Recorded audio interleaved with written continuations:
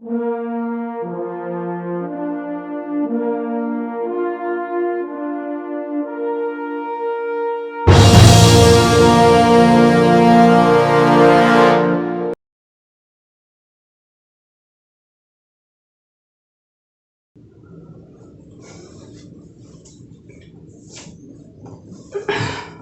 આપણે સ્વાધ્યાય 1.2 જોઈએ. એમાં દાખલા નંબર 1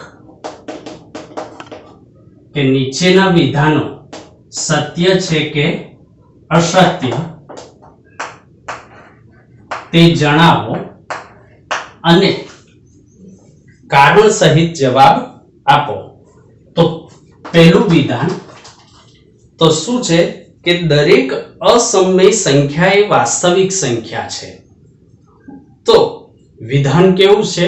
સાચું છે. કારણ કે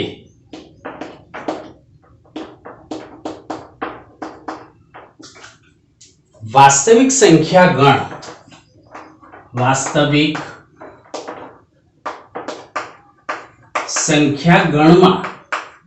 સંખ્યા ગણ R માં સમય અને અસમય સંખ્યાઓનો સમાવેશ કરવામાં આવે છે. બરાબર. હવે બીજું વિધાન જોઈએ. તો સંખ્યા રેખા પરનું દરેક બિંદુ કોઈક પ્રાકૃતિક સંખ્યા m માટે વર્ગમૂળ m સ્વરૂપનું હોય છે. તો જો આ વિધાન ખોટું છે.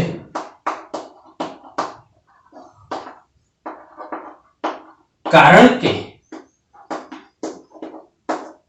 કોઈ પણ ઋણ સંખ્યા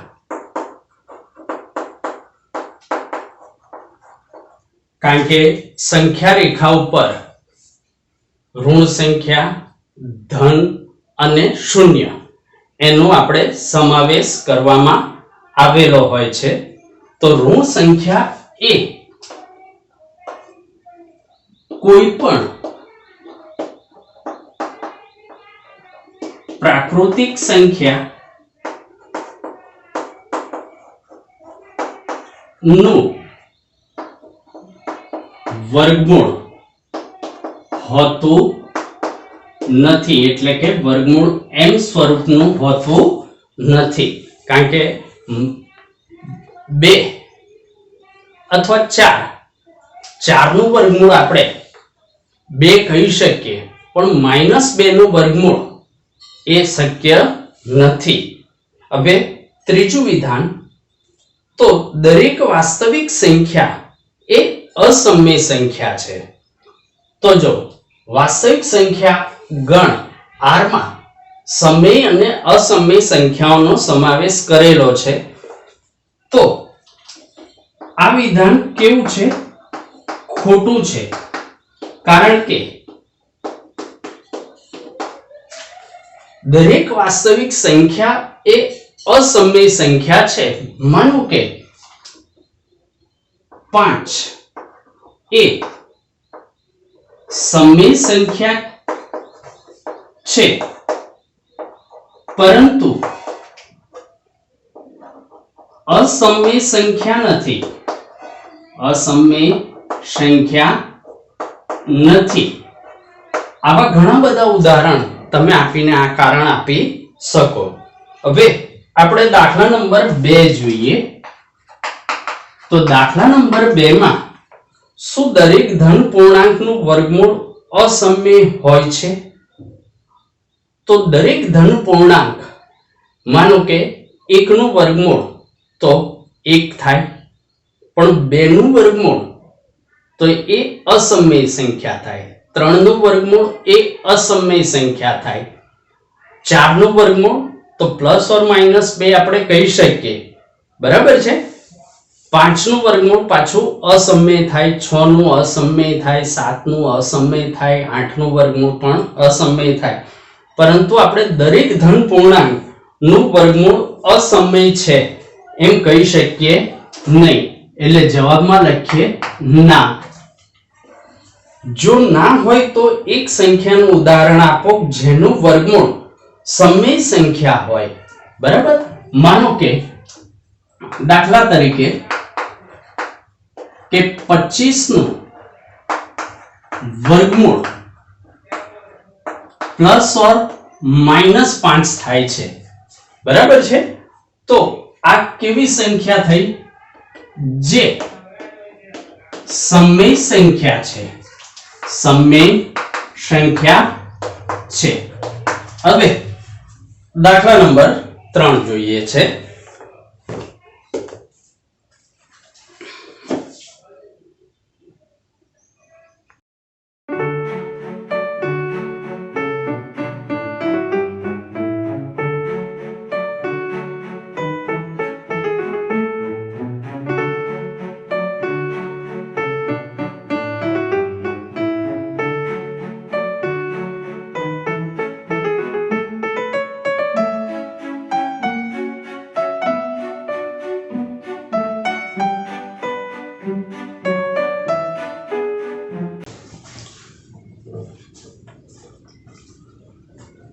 હવે આપણે દાખલા નંબર 3 જોઈએ કે વર્ગમૂળ 5 ને સંખ્યા રેખા પર કેવી રીતે દર્શાવી શકાય.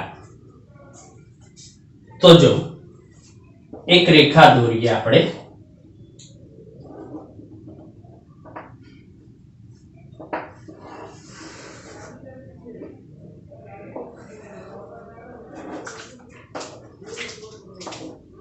એંગલ 0 એટલે કે એંગલ આપણે માનો કે એ બિંદુ અંકિત કર્યું, નક્કી કર્યું.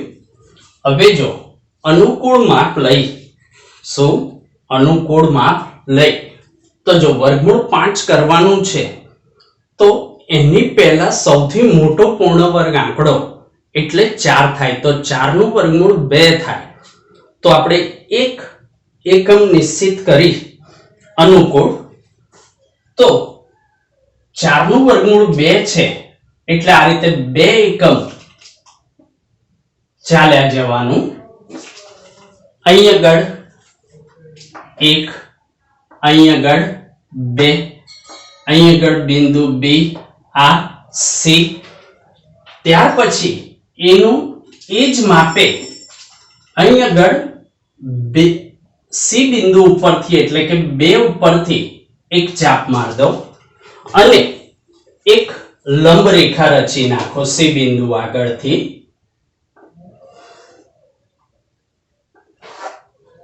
હવે જો અહીં આગળ આપણે P નામ આપ્યું અને AP જોઈન્ટ કરી દો. હવે એ ઉપર એટલે કે એને કેન્દ્ર લો અને બિંદુ P એટલે કે AP ત્રિજ્યા લો અને સંખ્યા રેખા ઉપર ચાપ માર દો. તો આ બિંદુ થયું D. એ શું થશે? તો કે વર્ગમૂળ 5 થશે. શું થશે? વર્ગમૂળ 5. એટલે કોઈ પણ સંખ્યા આપી હોય એનાથી નાનો સૌથી મોટો પૂર્ણ વર્ગ આંકડો આપણે લઈ લેવો પડે. બરાબર. જેમ કે વર્ગમૂળ 2 નિશ્ચિત કરવું હોય તો વર્ગમૂળ 2 પહેલા સૌથી મોટો પૂર્ણ વર્ગ આંકડો 1. તો એક જ એકમ જવાનું, પછી એક એકમ ઉપર જતું રહેવાનું. તો વર્ગમૂળ 2 આવશે. હવે જો અહીં આગળ પાયથાગોરસના પ્રમેય અનુસાર કયા ત્રિકોણ માટે? તો કે ત્રિકોણ ACP માટે.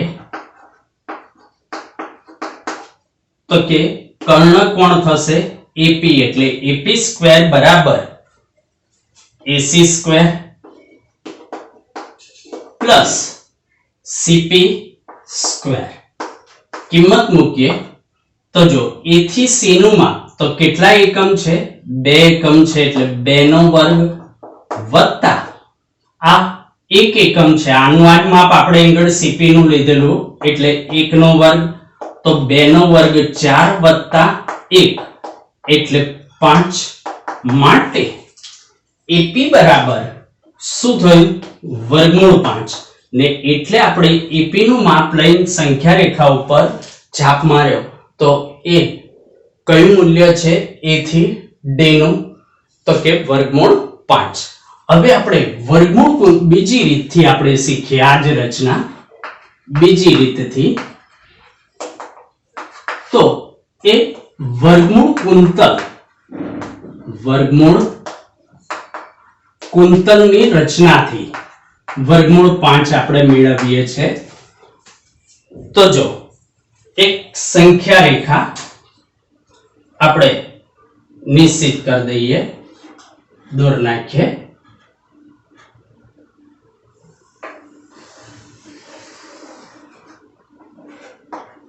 આ સંખ્યા રેખા પર અહીં આગળ આપણે O એટલે એ બિંદુ આપણે આપી દઈએ હવે અહીંથી આપણે 1 એકમ એટલે મેં એંગલ નિશ્ચિત કર્યું છે કે 1 એકમ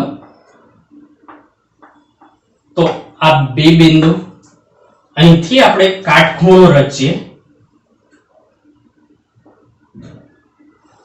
અને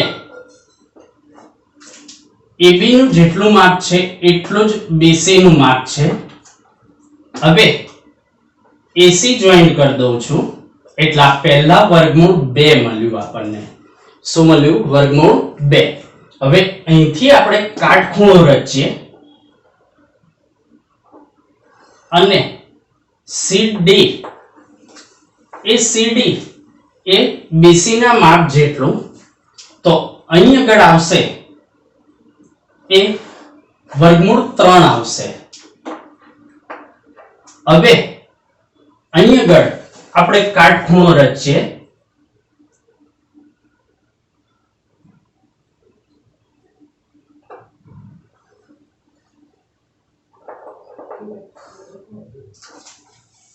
અને એ બિંદુ નામ આપણે આપીએ આ 1 એકમ છે એ જ 1 એકમ અને એ રચીએ તો આ વર્ગમૂળ 4 આવે હવે અહીંથી આપણે કાટખૂણો રચીએ એ બિંદુ આગળથી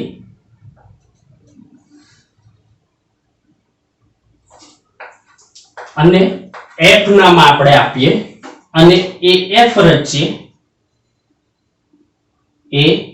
AF આ વર્ગમૂળ 5 થયું શું થયું વર્ગમૂળ 5 આ મળ્યા પછી આપણે AF નું માપ લઈએ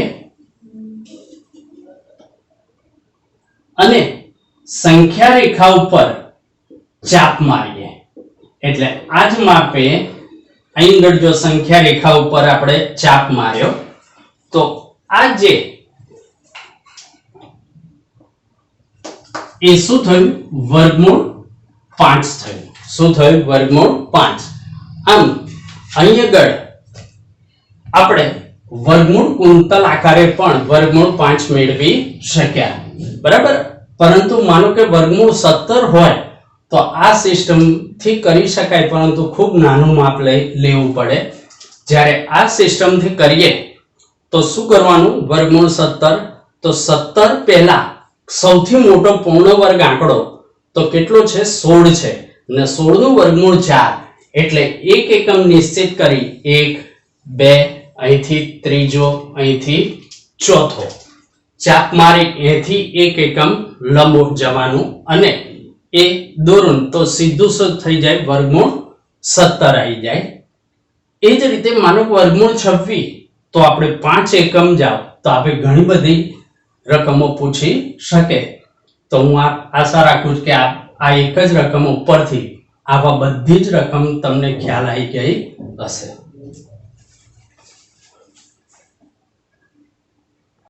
Thank you for watching our video. If you like it, then you like, share And for watching the more videos, press the bell icon and subscribe our channel.